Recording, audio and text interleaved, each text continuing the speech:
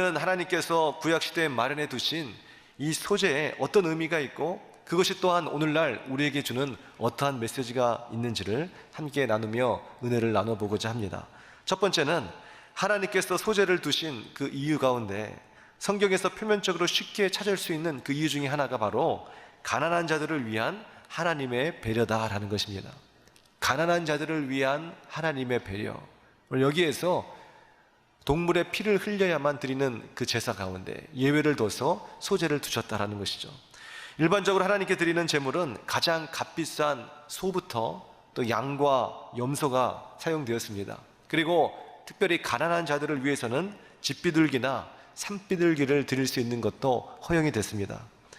그러나 제사를 드리려면 제물을 잡고 또 피를 뽑고 각을 떠서 다 번제단에 태워야 되는 것이기 때문에 이 비둘기를 오늘 그렇게 하기에는 상대적으로 좀 어렵다라고 우리가 할 수 있겠죠. 그야말로 너무나 작기 때문에 세 발에 핍니다.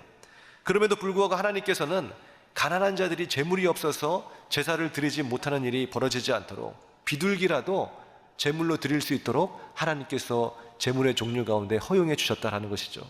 그런데 그 중에는 비둘기조차도 드릴 여력이 없는 정말로 지극히 가난한 사람이 있을 수도 있었겠죠. 그래서 정 돈이 없으면 산과 들에 가서 그냥 떠도는 이 산비둘기라도 잡아서 드리라는 것입니다. 돈이 없어서 비둘기를 사지 못하면 비둘기라도 산비둘기라도 잡아서 드리라. 이렇게 세심하게 하나님께서 배려를 해주신 것입니다. 그래서 비둘기도 산비둘기뿐만이 아니라 집비둘기 다 전부 다 하나님께 드릴 수 있도록 허용이 된 것이죠. 그런데 거기에서 또 그 중에는 돈도 없을 뿐만이 아니라 이제 산에 가서 산비둘기라도 잡으면 되는데 그조차 할 수 없는 사람, 너무나 지극히 가난하지만 또 너무나 지극히 병들어서 약해서 산비둘기를 조차도 잡을 수 있는 여력이 없는 사람이 또 있을 수 있겠죠. 하나님은 또 이런 사람까지도 신경 써 주셔가지고 세심하게 배려하셔서 그런 사람은 정이나 산에 가서 산비둘기라도 잡지 못하겠다라고 한다면 집에 있는 밀가루 한 움큼이라도 하나님 앞에 드려라. 그렇게 배려를 해준 것이 바로 이 소재다라는 것입니다. 여기서 바로 사랑은 디테일이다라는 그런 말이 나오는 것이죠. 사랑의 반대말은 무관심이라 그러잖아요. 지식이 없어서 모르는 것이 아니라 사실은 관심이 없어서 모르는 겁니다. 반대로 우리가 누군가를 사랑한다면 그 사람에게 관심이 가게 되죠. 그리고 그 사람을 알고 싶어 하게 되는 것이에요. 소재는 이 같은 하나님의 디테일한 사랑의 반영이라고 말할 수가 있는 것입니다. 하나님의 그 백성들을 향한 뜨겁고도 애타는 그 사랑이 가난한 자, 병든 자, 그래서 우리가 참새 한 마리를 신경 쓰지 않는 것처럼 이스라엘 진 내에서도 별로 그렇게 중요하게 생각되지 않는 사람들, 변방에 사이드에 있는 사람들, 무시해도 될 만한 그 사람들, 하나님은 그조차도 놓치지 않으신다라는 것입니다. 슬픈 마음이 있는 자, 병든 자, 상처받은 자, 은밀히 그 구석에서 골방에서 홀로 눈물 짓는 자, 그래서 자기 자신을 이 사회 속에서 꽁꽁 숨겨놓은 자, 그 어떤 자라 한다 할지라도 하나님은 그조차 놓치지 않으신다라는 것입니다. 그조차 잃어버리기를 싫어하신다라는 것이에요. 그래서 변방에 있는 많은 사람들까지라도 괜찮다. 너도 내게 올 수 있다. 너도 내게 제사를 드릴 수 있다. 누구든지 오늘 주의 이름을 부르는 자는 구원을 받으리라. 그렇게 해서 폭넓게 허용하신 것이 바로 소재다라는 것입니다. 이 소재는 밀가루를 드리는 것인데 이 밀가루는 보통 밀가루 10분의 1 에바를 소재로 드리라. 성경은 그렇게 기록을 하고 있습니다. 오늘 기준으로 보게 되면 이 10분의 1 에바는 한 2리터 정도 되는 그 정도라고 해요. 그래서 당시에 그 한 가족이 하루치 아니면 정말 길게는 이틀치, 하루나 이틀 정도 금식하게 되면 누구든지 하나님 앞에 드릴 수 있는 그런 것이 바로 소재였다라는 것입니다. 그렇게 하나님은 돈이 없어서 하나님께 나아가지 못하는 안타까움이 없도록, 재물이 없어서 자신의 죄를 씻지 못하는 그런 억울함과 원통함이 생기지 않도록 누구나 믿음만 있으면 의지를 가지고 하나님께 제사를 드릴 수 있도록 재물의 범위를 폭넓게 허용하신 것이죠.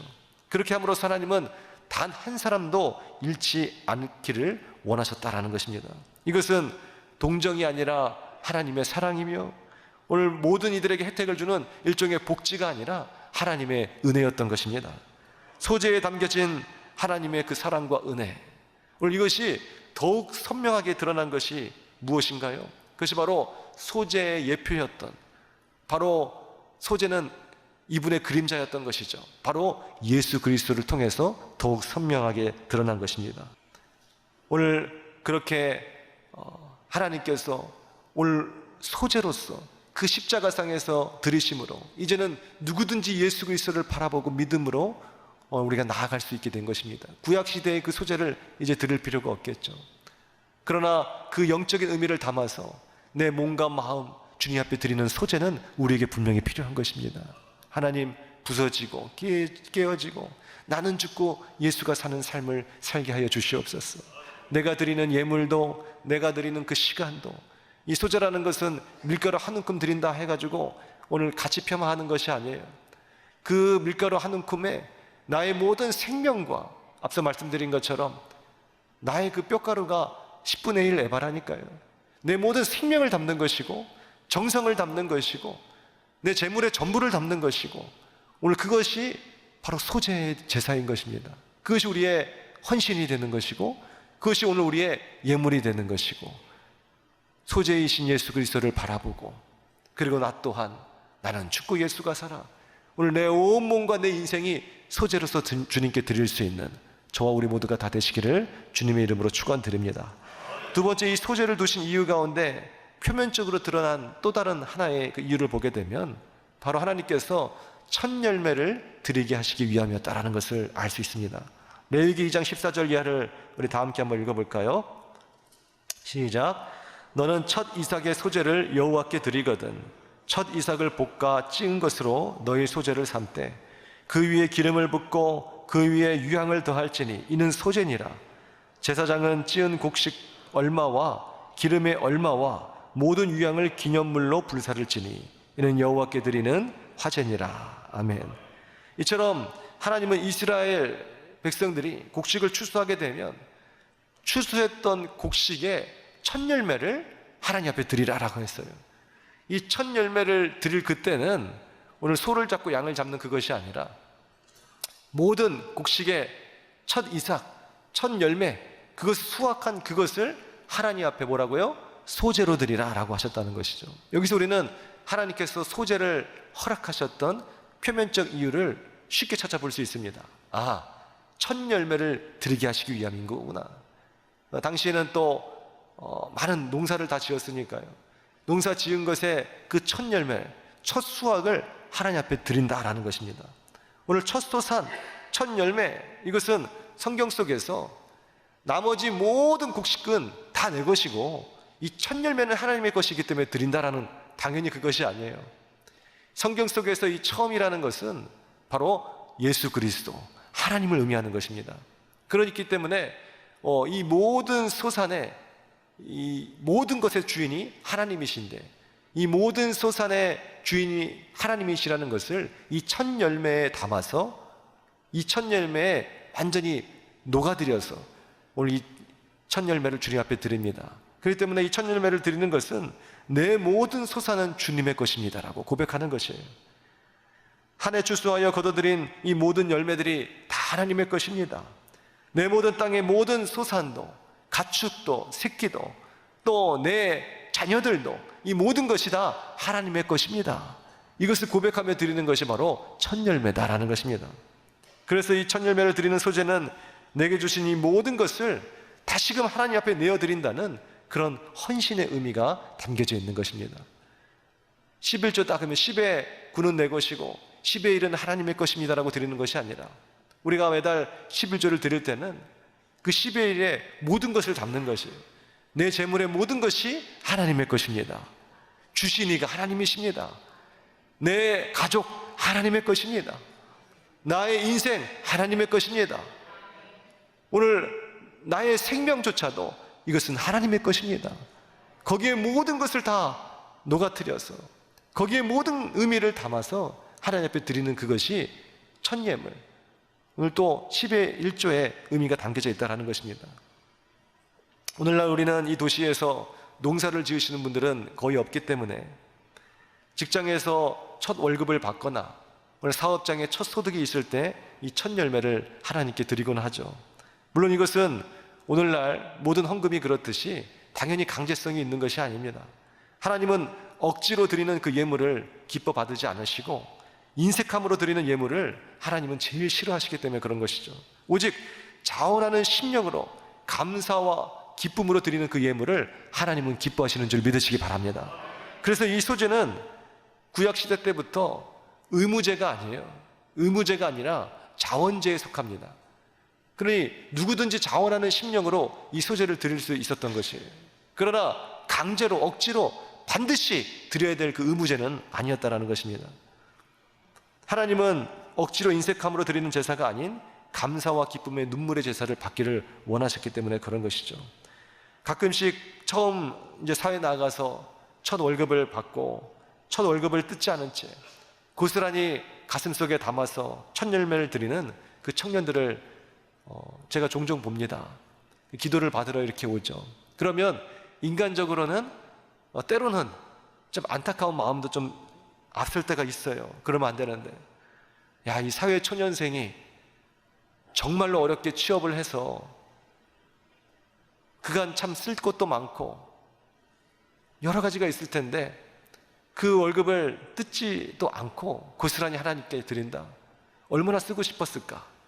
옛날 같으면은 우리 부모님 그 빨간 내복도 사드리고 또 우리 동생 용돈도 주고 또 자기가 정말 찜해놨던 그 옷도 빨리 가서 사고 싶고 정말로 쓰고 싶은 것이 참 많을 텐데 모든 것들을 다 뒤로 해버리고 그 가슴에 안고 눈물로 하나님 앞에 뛰어와서 고스란히 딱 드리는 것이, 그러나 그걸 볼 때 참 안타까운 마음이 든다라고 했지만 그 안타까운 마음이 든다라는 그것은 인간적인 마음이 아니라 사실은 그건 사단이 주는 마음이라고 할 수 있겠죠. 욥기서 1장 21절에 보게 되면 내가 모태에서 알몸으로 나왔은즉 알몸으로 가는 것이 마땅하나이다. 주신 이도 하나님이시오 거두신 이도 하나님이시니 오직 여호와의 이름만 영원히 찬송을 받을지로다 라고 했어요. 우리는 뭐라고요? 알몸으로 온 것입니다. 그러니 알몸으로 처음부터 왔기 때문에 내 것은 없는 것이에요. 없는 것이 당연한 것입니다. 우리는 잃어버린 것이 없어요. 처음부터요. 다 얻은 것이에요. 생명도 얻은 것이고 부모님도 얻은 것이고 가족도 마찬가지고 내가 입고 있는 이것이 좋은 옷이 아니라 할지라도 실오라기 하나 다 얻은 것입니다. 잃은 것이 없는 것이에요. 억울할 것도 없어요. 분할 필요도 없고 열등감 가질 필요도 없고 비교할 필요도 없고. 왜 그래요? 그 모든 것이 다 하나님이 주신 것이기 때문에 그런 것입니다. 그러니 하나님의 것을 마땅히 하나님께 드림이 마땅한 것이에요. 내 생명조차도 내가 왜 병들어야 되나? 내가 왜 이 사랑하는 이를 떠나보내야 되나? 억울하고 하나님 앞에 항변하는 사람이 있어요.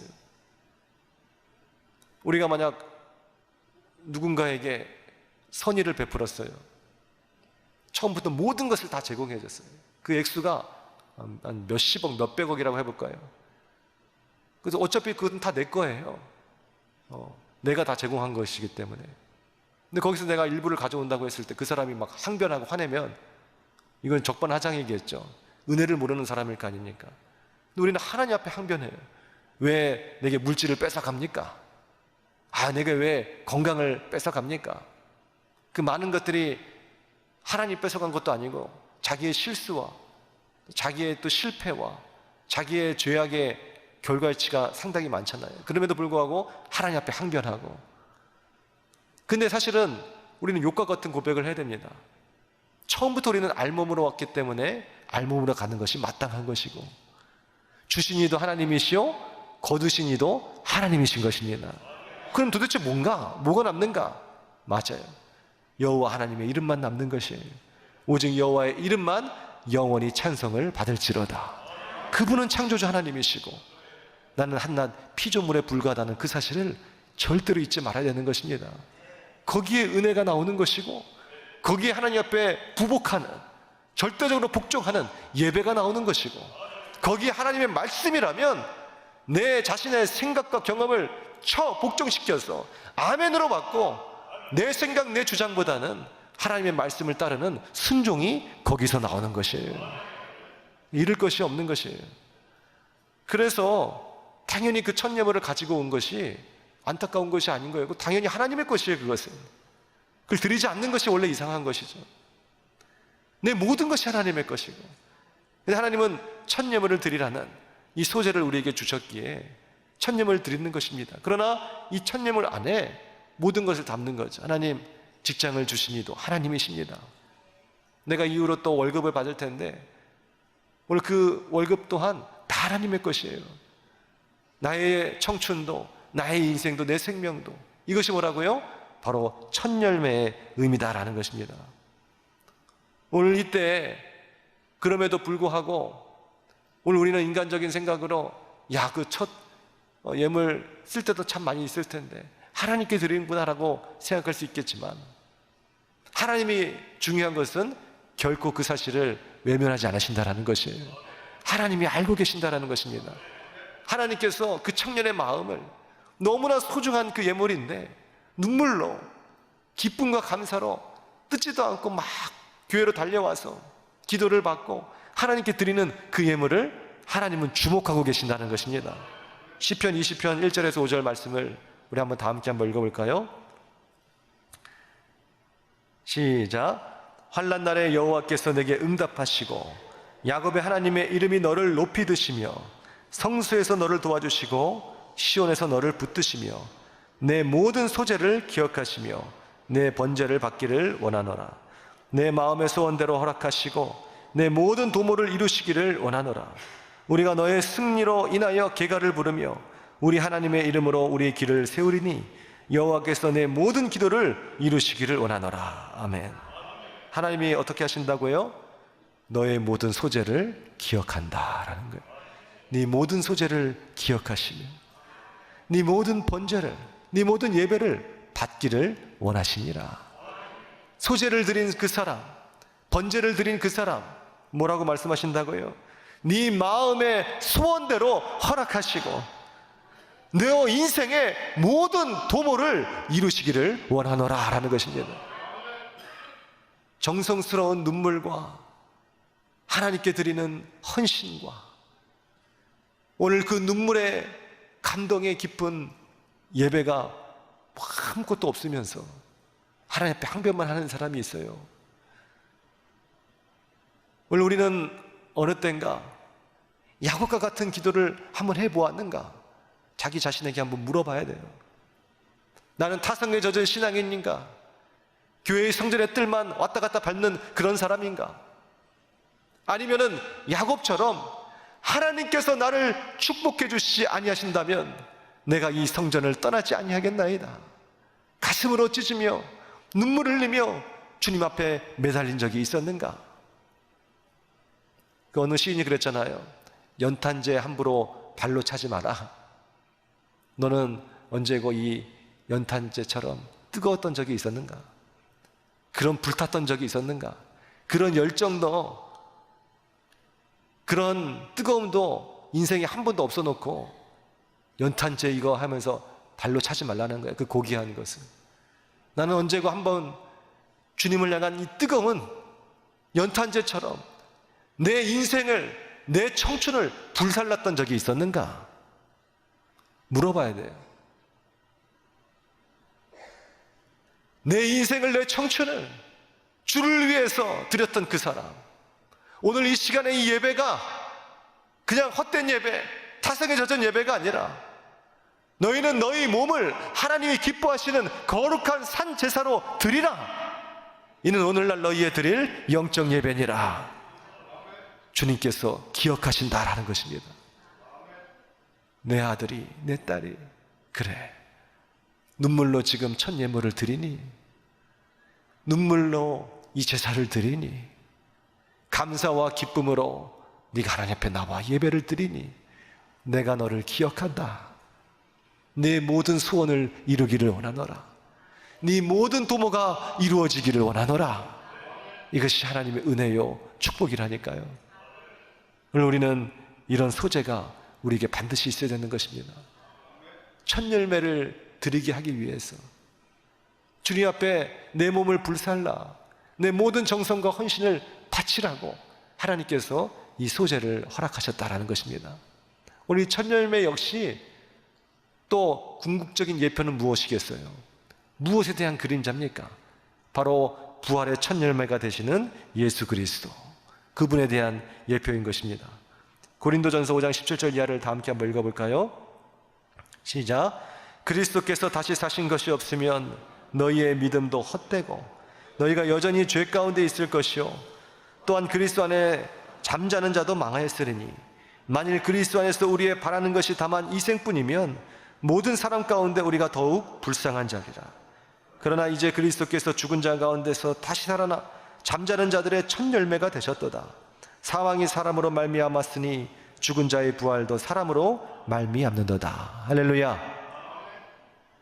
우리가 그리스도 안에서 바라는 것이 이생뿐이라고 한다면 우리는 뭐라고요? 모든 사람들 가운데 더욱 불쌍한 자라.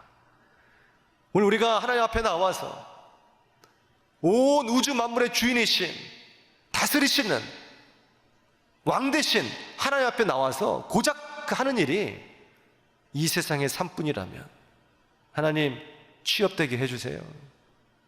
하나님 수시가 아파 죽겠어요. 여기 치료 좀 해주세요. 하나님 비나이다 비나이다 내 자식 이번에 반드시 대학 가게 해주세요. 우리의 온통 관심과 생각과 열정이 하나님 앞에 나와서조차 다만 이 세상의 삶뿐이라면 우리는 뭐라고요? 이 세상의 모든 사람들 가운데 더욱 불쌍한 자라라는 것입니다. 돈 몇 푼에 취업 되고 안 되고 자격증 따고 안 따고 이런 것들에 일희일비하지 말고 오 예수께서 잠자는 자들의 첫 열매가 되셨도다. 첫 열매. 이제는 그가 죽음의 권세를 이기시고 다시 사셨기 때문에 이제 더 이상 죽음은 오늘 우리를 감싸고 우리를 지배하지 못하게 되는 것입니다. 예수님과 함께 죽고 우리는 예수님과 함께 다시 사는 것이에요.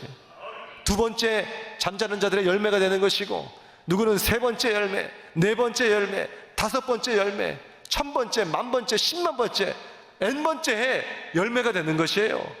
영원한 생명이 되는 것이에요. 아담 안에서 모든 사람이 죽은 것 같이 그러므로 그리스도 안에서 모든 사람이 삶을 얻으리라. 할렐루야. 그리스도 안에서만 비로소 삶을 얻게 되는 것입니다. 그러니 우리는 그리스도 안에서 영생을 얻은 자예요. 인생의 의미를 깨달은 자예요. 인생의 가치와 목적과 목표가 그리스도 안에서 다 재설정된 사람들이에요. 그렇기 때문에 하나님을 만나고도 여전히 옛사람 가운데 치우쳐서 이생의 삶뿐만을 바란다면 오히려 하나님을 믿지 않은 저 사람들보다도 더욱 불쌍한 자라고 이야기하고 있는 것입니다. 오늘 우리는 모든 가치가 다 변한 사람들입니다. 그런즉 너희는 새로운 피조물이라. 보라 이전 것은 다 지나갔으니 새 것이 되었도다. 그러므로 우리는 이 가을에는 핵곡식들이 많이 나잖아요. 햇열매들. 이제 막 낳은 이런 추수한 곡식들을 바라보면서 무슨 생각을 해야 되겠어요? 맛있겠다 이 생각하는 것이 아니라 야, 첫 열매 이것은 하나님께서 이루신 것이다. 하나님께서 하셨다. 하나님께서 열매 맺게 하셨다. 내 인생 역시 하나님께서 하실 것이다. 지금까지 인도하신 것 하나님이 하셨다. 부활의 첫 열매가 되신 하나님, 이제 나도 예수와 함께 죽고 예수와 함께 다시 산다. 영원한 영생의 열매를 얻을 것이다. 그 열매를 바라보며 저 천국의 소망을 바라봐야 되는 것이에요. 오늘 그러한 소재가 우리에게 있기를 주님의 이름으로 축원드립니다. 이 소재라는 것은 이제는 내 자신을 빻아서 주님께 드리는 또한 헌신의 의미가 있다 그랬잖아요. 찬송가에 보게 되면 나 주님 앞에 드릴 것 없어 이 몸 바쳐서 주님 앞에 내어드립니다. 이것이 바로 헌신이거든요. 그런 소재의 그런 제사가, 아름다운 향기가, 하나님의 기억하시는 예배가 우리의 삶 가운데 끊이지 않고 펼쳐지기를 주님의 이름으로 축원드립니다.